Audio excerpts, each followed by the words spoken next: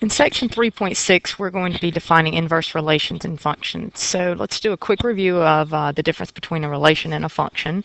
So a relation, if you're looking at a relation on a graph, you might see this. This would be a relation. It is not a function because it doesn't pass the vertical line test. If we want to see a function might be like this because it does pass the vertical line test. So a function is going to produce one output for every input, exactly one output for the input. An inverse relation is a result of exchanging the input and output values of a relation. Now that relation may or may not be a function. If the relation is a function, then it's going to be called an inverse function. So when we talk about graphs of inverse relations, let's suppose we have the two graphs that I have here in this picture. So you've got the blue graph and then you've got the red graph. Those two are inverse relations, and actually they're inverse functions. And the way you know that they are inverses is because if AB is on the graph of one, then BA is on the graph of the other. So let's take, for example, we have this point right here. That's the point 0, 1. If you look on the other graph, we should have the point 1, 0 on that graph. And so here it is right here. And that is a reflection across the line y equals x. So every point is a reflection across the line y equals x. And those two are inverses of each other. And so here's your line y equals x.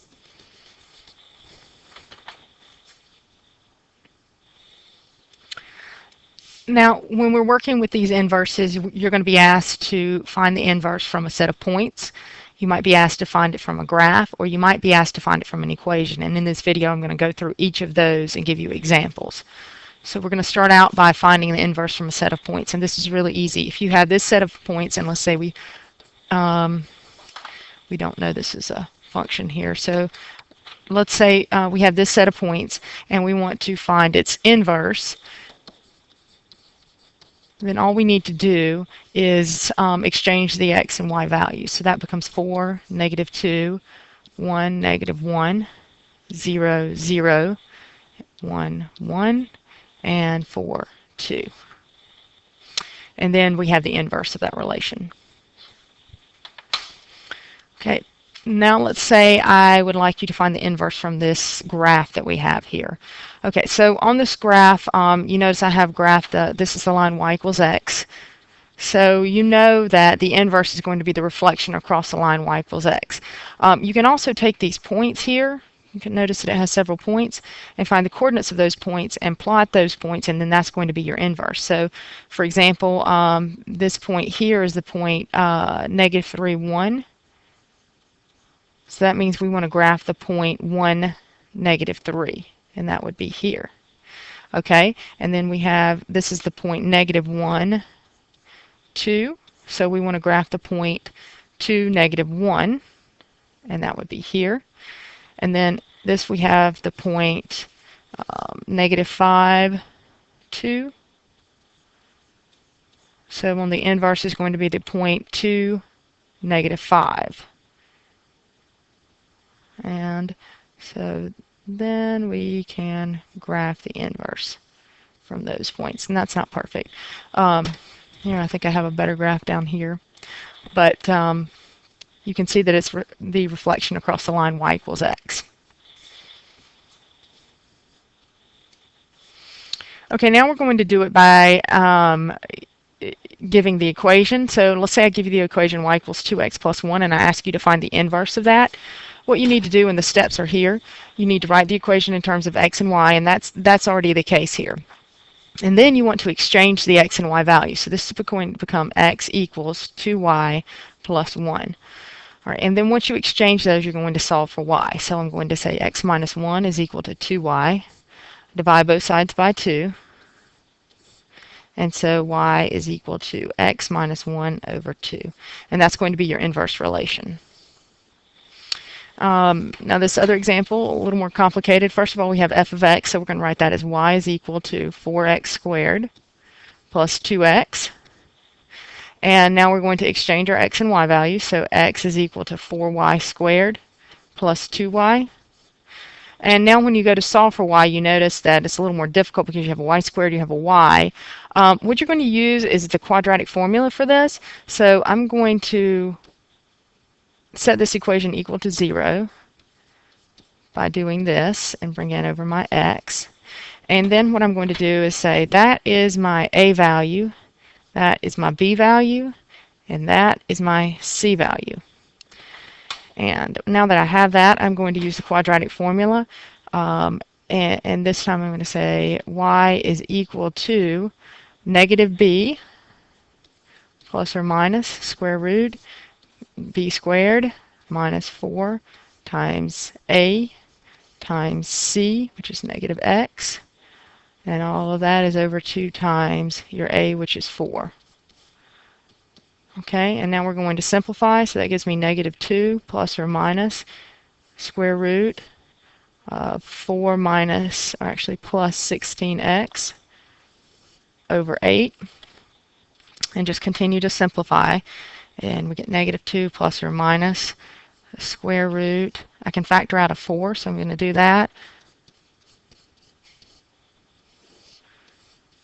Okay, and now as I factor that 4 out, I notice that the square root of 4 is 2, so I can then do this.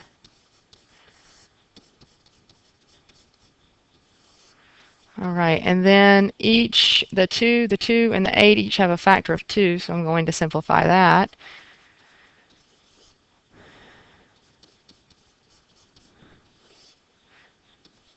And this is what we get. This is going to be our inverse relation. We're not sure yet whether or not that would be a function. Okay, so if we're going to determine whether or not an inverse is a function, then you need to know whether or not it's 1-to-1. If it's 1-to-1, then that means every input is going to correspond to one output, and every output corresponds to one input. And a good way to tell that is to look at a function and consider whether it passes the vertical and the horizontal line test. So for example, let's say I have a parabola. That parabola passes the vertical line test, but it doesn't pass the horizontal line test, because if you use a horizontal line, that horizontal line is going to hit at 2 points. Okay, so this function is not 1-to-1 because it doesn't pass a horizontal line test. It's only passing the vertical line test, which makes it a function, but not a 1-to-1 function. All right, now let's consider a line, a linear equation. That passes the vertical line test. It also passes the horizontal line test. So that means the inverse of this function, we'll call it f, is also going to be a function. So it is a 1-to-1 function. It passes the vertical and the horizontal line test. So now the other thing is, if it passes that test, then if this is the function f, then its inverse is going to be the f. So f inverse of x, okay? So this is the function f, f inverse, and this right here, this notation here, it does not, notice it does not mean this, okay? So that's the notation that we'll use for inverses. And now let's talk about composition of inverse functions. In section 3.5, we talked about composition of functions, and now we're going to talk about composition of inverse functions. If I have f inverse of f of x, and that's equal to x, and then I flip that around and say f of f inverse of x, and that equals x, then what we have, the situation that we have, is that those two are going to be inverses of each other. Okay, so in order to be inverses of each other, you must meet those two conditions. And here we have an example of that. So I have f of x and g of x. And right now, g of x is not called f inverse of x because I don't know whether or not they are inverses of each other yet. But I'm going to use this property up here to determine that. If I do, first of all, f of g of x, and what I want to get is x, I want to get x, and I also then come over here and do g of f of x, and I want to get x. If both of those conditions are true, then g and f are inverses of each other. So we're going to work through this problem. So let's start out with f of g of x. and that's going to be f of 3x over x plus 2. Okay, because that is my g of x there. Okay, now I go to f. F is my outside function here, and f is 2x over 3 minus x. Now, in those x spots goes this guy here. So that's 3x over x plus 2, 3x over x plus 2. Now, once I get that set up, it's just a matter of simplifying it. In this case, it happens to be a bit complicated. We're getting common denominators. So if I have 2 times the 3x over x plus 2, that's just going to give me 6x over x plus 2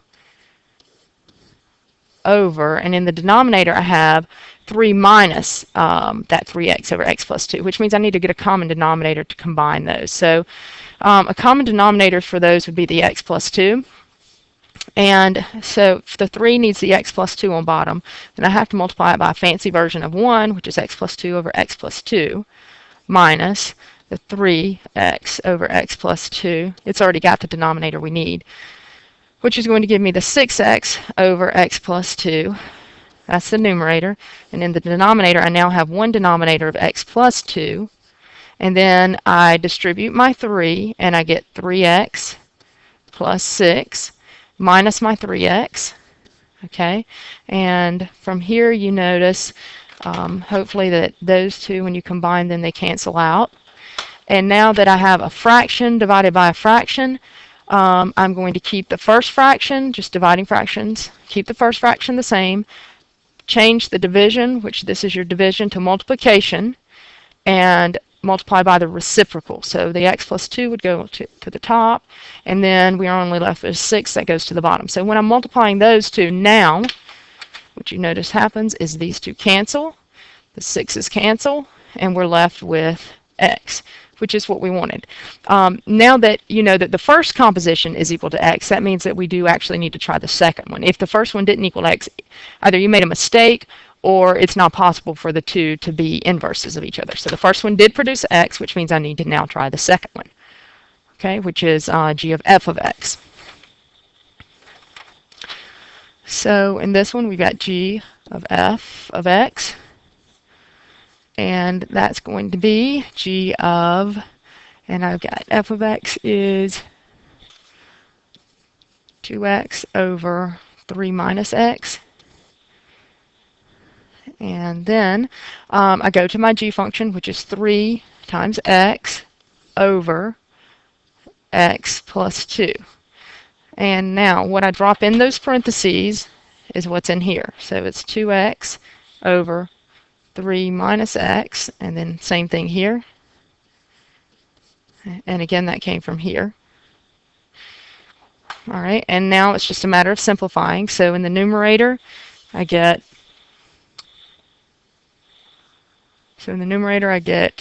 6x over 3 minus x over, and then in my denominator, again, I'm going to need to get a common denominator. So that means I need to multiply this guy by x plus 2. I'm sorry, not x plus 2 this time. 3 minus x over 3 minus x, because that's the denominator here, and the denominator of the 2 is 1. So when I do that, my common denominator in the denominator is going to be 3 minus x, and in the numerator I'm going to get that 2x plus 2 distributed to those two, which is going to give me 6 minus 2x. Okay, now I have this, and then what we should notice is that these two are going to cancel, and I end up with 6x over 3 minus x. I'm going to change the division again, which is here, to multiplication. Flip that second fraction, 3 minus x over 6. Again, you should notice that these are going to cancel, the 6's are going to cancel, and we end up with x again. Now, what that means is for g of f of x and f of g of x, we get x. So since we know that, then that means that these two functions are inverses of each other. And now instead of writing g of x as a g of x, it's actually now appropriate to say g of x is f inverse of x. Okay, Those two are equivalent expressions, all right? And that would be